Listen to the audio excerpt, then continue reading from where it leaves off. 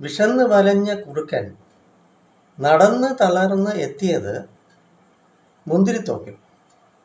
നോക്കിയപ്പോഴത്തേക്ക് കൊലച്ച് കിടക്കുന്നു നല്ല രസമുള്ള മുന്തിരിങ്ങ കുലകൾ. അങ്ങനെ അതിലൊന്നിലേക്ക് കുറുക്കൻ ചാടി നോക്കി. പക്ഷെ തനിക്ക് ചാടിയിട്ടും എത്തിപ്പിടിക്കാൻ പറ്റുന്നില്ല. എത്ര ശ്രമിച്ചിട്ടും മുന്തിരി കുലകളെ തനിക്ക് സ്പർശിക്കാൻ പറ്റുന്നില്ല. ഒടുക്കം അയാൾ വെച്ചൊഴിഞ്ഞു. വീണ്ടും ശ്രമം തുടർന്നില്ല. മറ്റ് മാർഗങ്ങൾ കണ്ടെത്താനുള്ള ബുദ്ധി ഉപയോഗിച്ചില്ല. കുറുക്കൻ്റെ വക്രബുദ്ധിയും ഇവിടെ വില പോയില്ല. എന്നിട്ട് എന്ത് ചെയ്തു? അയാൾ സ്വയം പറഞ്ഞു, എനിക്കിപ്പോൾ വിശപ്പില്ല, മാത്രമല്ല ഈ മുന്തിരിങ്ങ കഴിക്കും, മധുരമുള്ളതല്ല എന്ന് അതിനെ ശപിച്ചിട്ട് നടന്നു പോവുകയും ചെയ്തല്ലോ. ഇത് വളരെ പ്രശസ്തവും പ്രസിദ്ധവുമായിട്ടുള്ള കഥയാണല്ലോ, കിട്ടാത്ത മുന്തിരിങ്ങ പുളിക്കും. അപ്പോൾ ഇവിടെ നമുക്ക് മറ്റൊരു പൊരുൾ എന്ന് പറയുന്നത്, ശ്രമം ഉപേക്ഷിക്കാതെ തുടർന്ന് വീണ്ടും പരിശ്രമങ്ങൾ തുടരണം. അല്ലാതെ മറ്റാരെയും ഒന്നിനെയും പഴിചാരി വിമർശിച്ചിട്ട് അർത്ഥമില്ല. ഉത്തരവാദിത്തം നാം സ്വയം ഏറ്റെടുത്ത് ശക്തരായി തീരുക.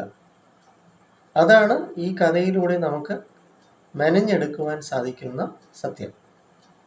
അല്ലാതെ ഉയരത്തിൽ നിൽക്കുന്ന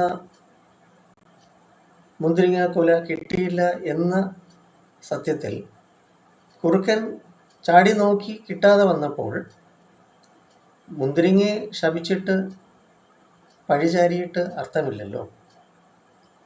അടുത്തിടെ എൻ്റെ അടുത്ത് വന്ന ഒരു പയ്യൻ, 16 വയസ്സുകാരൻ, ക്വസ്റ്റ്യൻ പേപ്പറിന് കുറ്റം പറഞ്ഞു, അവൻ്റെ പരീക്ഷയ്ക്ക് ശരിക്കും പെർഫോം ചെയ്യാൻ പറ്റാത്തത്.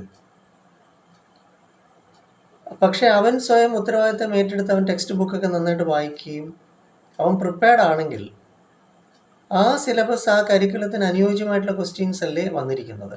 അവൻ ടെക്സ്റ്റ് ബുക്കും വായിക്കാതെ റെഡിമെയ്ഡ് ആയിട്ടുള്ള 5-6 ക്വസ്റ്റ്യനും പഠിച്ചിട്ട് പരീക്ഷയ്ക്ക് പോയിരിക്കുകയാണ്, +1 എക്സാമിന്. അപ്പോൾ അങ്ങനെ പോയപ്പോഴത്തേക്ക് ഇവന് ശരിക്കും അത് പെർഫോം ചെയ്യാൻ പറ്റിയില്ല. തുടർന്ന് പഴിചാരിയത് എന്തോത്തിന്? എക്സാമിനറിന്. അതാണോ ശരി? ഉത്തരവാദിത്തം അവൻ ഏറ്റെടുക്കുക. എന്തുകൊണ്ട് അവന് മാർക്ക് കുറഞ്ഞു എന്ന് സ്വയം മനസ്സിലാക്കുക. അടുത്ത എക്സാമിന് അവൻ ബെറ്റർ ആവുക.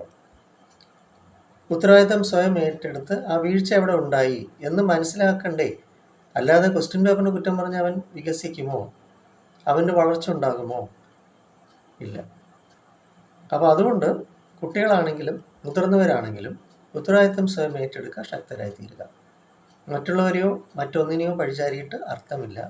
അതാണ് കിട്ടാത്ത മുന്തിരിങ്ങ പുളിക്കും എന്ന ഈ കഥ ഫേമസ് ആണല്ലോ.